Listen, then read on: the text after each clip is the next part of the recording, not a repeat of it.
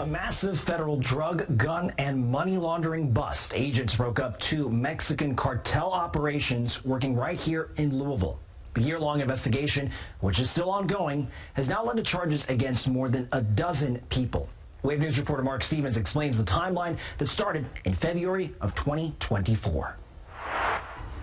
This massive federal investigation actually just started as a police call to a shooting at 3706 Lentz. What was a non-fatal shooting turned into a firearms bust where officers seized more than 43 firearms. Some of those were stolen, others have been found to be used in other crimes.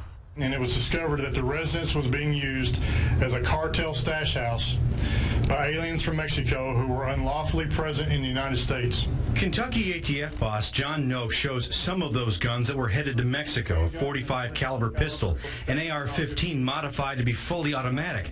American guns highly sought after by foreign criminals. There's a war going on in Mexico, and these are outfitting those troops, right? Those cartels, those terrorist members. The Sinaloa and Jalisco New Generation cartels sent at least 4 cars between the U.S. and Mexico carrying cocaine and cash on the return trip.